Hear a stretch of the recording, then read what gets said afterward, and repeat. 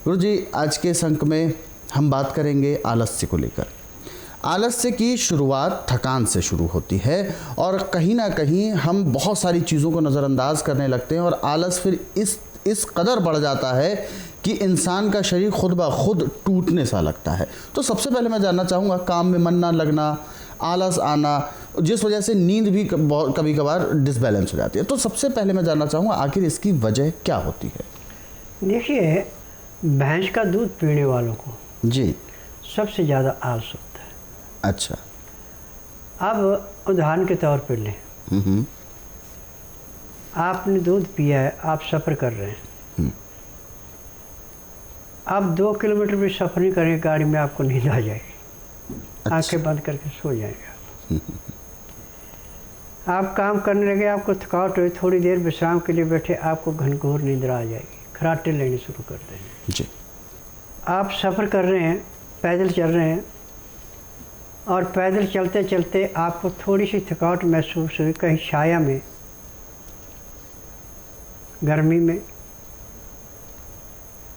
और सर्दी में कहीं धूप में थोड़ी देर के लिए विश्राम के लिए बैठे, आप वहीं सो गए। ये भैंस के दूध की विशेषता है। जी जी जी। इस आलस को भगाने के लिए गाय का दूध एक किस्म का अमृत है।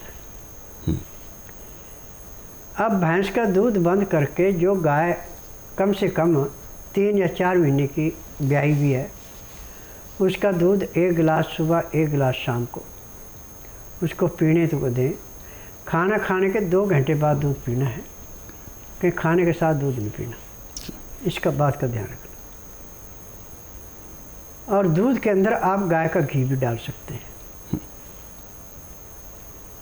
अब 1 गिलास पीने में आप कम से कम 20 से 25 मिनट का समय लगाएंगे, परंतु दूध का टेम्परेचर होना चाहिए आपका 15 से 18 डिग्री, इससे ज़्यादा गर्म नहीं होना चाहिए, ठंडा नहीं होना चाहिए। तो 2 हफ्ते के अंदर जो आपको भयंकर नींद आती तो समाप्त हो जाएगी। अब आप 6 घंटे से फालतू सो नहीं सकते। डॉक्टरों ने मेरे इस कहावत को सिद्ध करने के लिए, जिन्होंने कहा था कि नहीं भैंस का दूध ठीक है, ये है वो है, और मैंने प्रैक्टिकल पे जब उनको बताया कि आप ऐसा करो कि 8-10 बच्चे ऐसे ले लो जो बिल्कुल डील डाल से कमज़ोर हैं, उनमें से आधे बच्चों को आप गाय का दूध पिलाएं, आधे बच्चों को भैंस का दूध पिलाएं और 1 महीने में उसका रिजल्ट बताएं कि आपने क्या महसूस किया। तो जिनको भैंस का दूध पिलाया वो बच्चे तो बड़े रिष्ट पुष्ट हो गए, परंतु आलसी जी।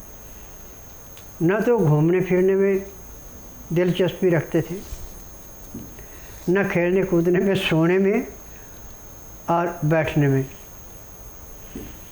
अपना ज़्यादा समय व्यतीत करते हैं। परंतु जिन बच्चों को गाय का दूध दिया गया, उन बच्चों के अंदर इतना फर्तीलापन आ गया कि बैठ के राजी ने खेलते कूदते रहेंगे, भागते रहेंगे और इतने चुस्त चालाक हो गए कि यदि आप कोई बात मुंह में सोच रहे हैं कि इस बच्चे को बात कहूँगा, तो पहले जवाब देते कि आप मुझे ये कहने जा रहे हैं। तो जब उन्होंने मेरे से बात की कि पंडित जी ऐसी कौन सी बात है कि जिन बच्चों को हमने भैंस का दूध दिया तो आलसी है, परंतु जिनको गाय का दूध दिया उन बच्चों की मेमोरी इतनी शार्प कैसे होगी कि हम जो बात उनसे पूछना चाहते हैं हम अभी पूछते नहीं, वो पहले जवाब देते कि आप ये हमारे से पूछना चाहते हैं। मैंने कहा कि देखिए, आप ये तो इंसान के बच्चों पे आपने टेस्ट किया, अब भैंस के और गाय के बच्चे पे टेस्ट करिए। भैंस का बच्चा आपको आलसी मिलेगा, बैठने में ज़्यादा मस्त रहता है और ज़्यादा दौड़ धूप नहीं करता। माँ के पास दूध पीने के लिए भी जाना बच्चे ने तो भी बड़े आराम से जाता है, वो कूदता हुआ नहीं जाता। परंतु गाय का बच्चा जो है दूध पीने के बाद भी खूब उछलता कूदता है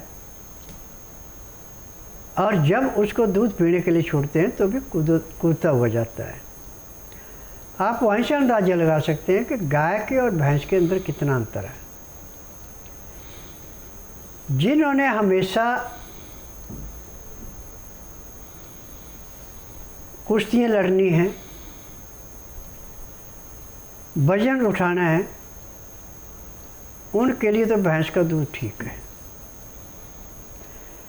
परंतु जिन्होंने दिमागी काम करना है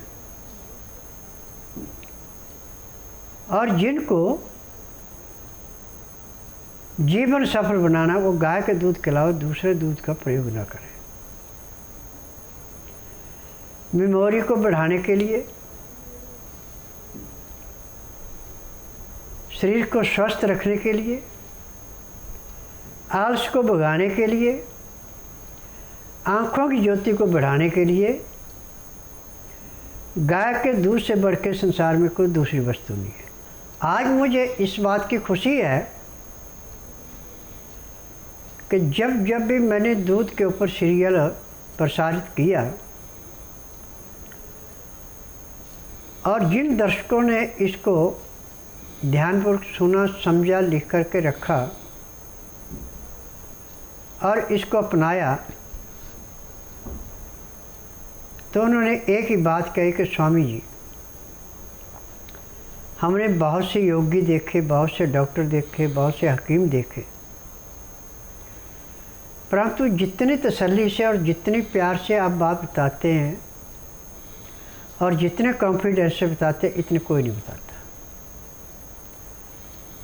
बाकी तो रोग बता करके दवाइयाँ दे के पैसा लूटते हैं, रोग पूरा नहीं करता। परंतु आपकी दवाई लेके जो परहेज करता, दवाई खाता, उसको 1 महीने से फालतू मैंने दवाई खाते हुए नहीं देखा। ये जब उनके बात होती है तो मैं एक ही बात कहता हूँ कि देखिए, मैंने जो विद्या सीखी है मैं इसको बांट रहा हूँ संसार को। ये विद्या ऐसी है जितनी आप बांटेंगे उतनी ये फैलेगी, और जितनी इसको संकोच करके रखेंगे उतनी घटेगी। तो मैं तो अपनी विद्या को बढ़ाने के लिए आया हूँ, और जो अपने उपचार करा के थक चुके, जिनको रोग से मुक्ति नहीं मिल रही, उनका रोग काटने के लिए, उनको स्वस्थ करने के लिए टीवी के ऊपर आया हूँ। क्योंकि पहले तो मैं रोगी को लिख देता था नुस्खा के, दवाइयाँ जाके पंसारी से लो, बनाओ, खाओ। परंतु जब मेरे नुस्खों को उन्होंने बेचना शुरू कर दिया और मन में फिर एक जिज्ञासा हुई कि देखिए, मैं किसी को अपने नुस्खे नहीं बेचूंगा। मैं खुद दवाइयाँ बना के रोगियों को ठीक करूँगा और ये किताबें ऐसे लिख के दूंगा जिससे घर में किताब पढ़ी उसको कभी डॉक्टर हकीम के पास नहीं जाना पड़ेगा। क्योंकि इसमें पैर के तलुए से सिर के बाल तक जितने भी रोग हैं, सब रोगों की दवाइयाँ हैं।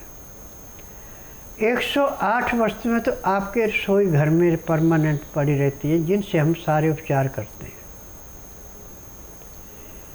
यदि आप ध्यानपूर्वक मेरा सीरियल समझते हैं, सुनते हैं, देखते हैं, लिख करके रखते हैं, तो मैं दावे से कह सकता हूँ कि आने वाले कुछ वर्षों में हॉस्पिटल, नर्सिंग होम, डॉक्टर, नर्सें मिलेगी, परंतु रोगी नहीं मिलेगा।